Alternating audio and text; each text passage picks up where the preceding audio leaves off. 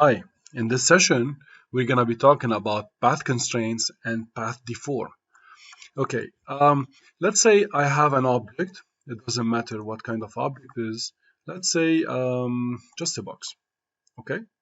And I want this box to be moving on a path.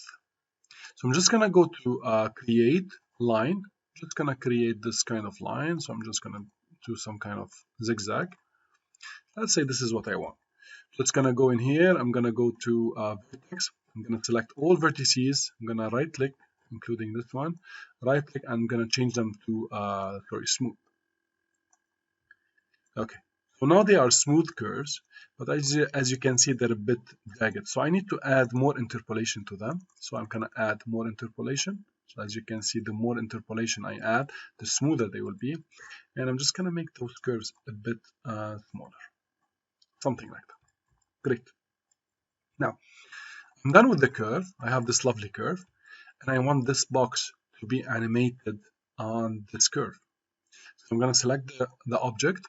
It doesn't matter what kind of object. I'm going to go create animation, constraints. Constraints, it means link and link to a path constraint. So I'm going to go path constraint, and I'm going to pick the line. Okay, so this is my line, my path.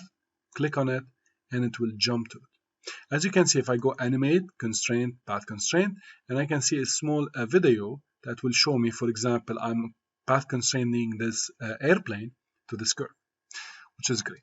Now, when I click on the curve, it automatically jumps on the curve and automatically will create the keys.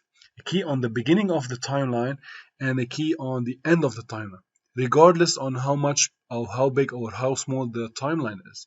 In my case, it's from 0 to 100. So it just created 0 and 100. If your case is from 0 to 300, it will create on 0 and 300 and so on. So now if I play, it's automatically linked on the curve, and as you can see, it's moving around the curve. Great. Now, if you select the curve again, and you go to vertex, for example, and I just want to play around with the curve, as you can see that my curve is live. Well, what does that mean? It means that now the box is going to be animated on this 3D curve. So it's going to go down, it's going to go up, it's going to go down, and so on. So everything, it's live. So if I change the curve later on, I decided I want my curve to be a bit different, I can just play around with the curve, and the object will still be attached to it and be animated. Great. Now, the last thing I'm gonna create, I'm just gonna select the box, I'm gonna delete it. I'm gonna go with a teapot because it's easier for the sense of direction. Okay. So this is the front part and this is the end part. So animation, constraints, path constraint, I'm gonna go here. So it's going to be the same thing. Great. Now, as you can see, it is always rotating, or sorry, moving on this curve, but its rotation, it's not changing. It's always targeting this or looking at this direction. What if I want this object, for example, it's an airplane or it's a car or it's a camera, and I want it to go and curve along with this curve, so turn around. What will happen? So I need to select the object. I'm gonna go to the motion tab. In the motion tab, I have a few options. First of all, I can see my path constraint in here. If I don't want it anymore, I can delete it, because if I want to move this object, it cannot be moved away from this curve because it's constraints on the curve. So I need to delete it. Second, I can go down and I can see it's constraint on a line. I can add more than one line if I want. It will be a bit more complicated, but I can do this.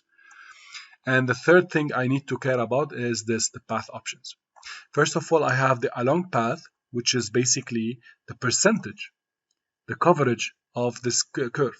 So this object is covering 0% now, so it's on the beginning of the point. So now it's covering more and more. The 50% is here, is midway of the curve, and till the end. So 100%. In my case, it's 0 to 100 frames, so it's going to be, every frame is going to be 1%. If it's different, it's going to be a bit different. Now, what I care about is this checkbox. It says follow. I want this object to follow the curve. So I'm going to press follow. And as you can see, now the curve, now the teapot is following the curve. So it's rotating with it as if it's like a car or like a plane, or if I want it to be a camera later on. So it's following. Now, if it followed the curve in a wrong direction, you can just change the axis in here. Maybe it's following like this. It is following correctly, but on the wrong axis. So I have to change the axis. I have X, I have Y, and I have Z. And I can definitely have minus X, minus Y, and minus Z. Okay, so by flipping them. So in my case, it was correct. So X, it was correct. So everything is perfect and it's moving perfectly. Now, if I want this animation to bank while rotation, it's just going tilting the object while rotating. So I have a bank option. As you can see, when it's going to be curved, you see it banking a lot. In this case, it's like going to be so hectic. We will do it in a different angle.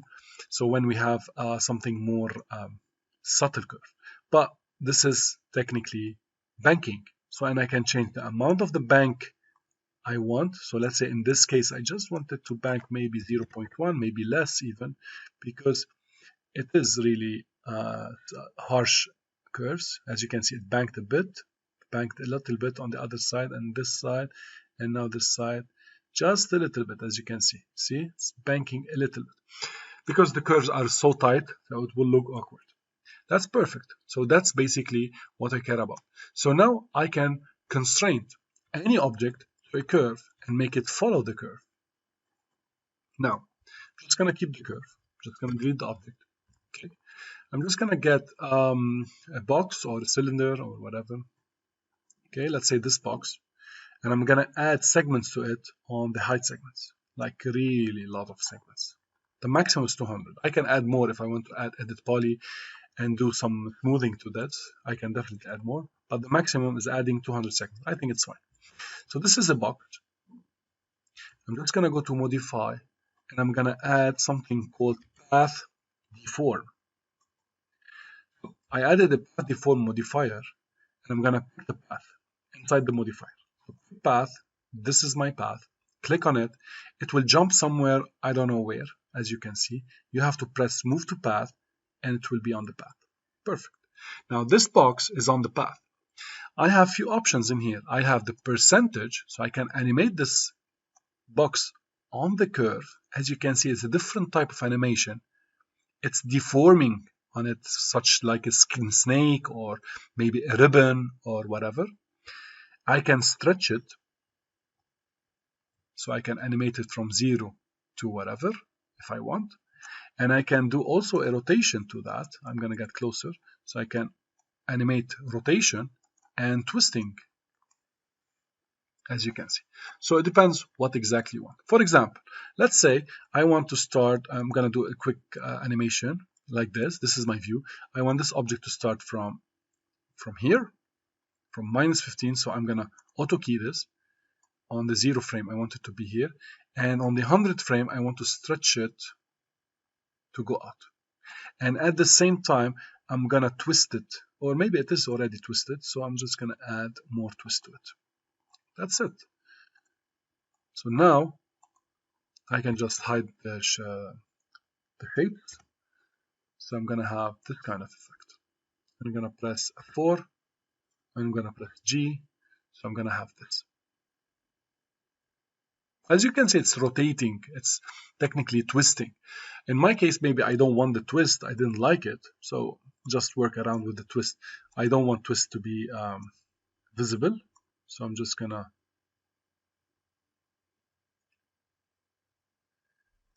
I'm just gonna see where it is, and I'm gonna zero it out.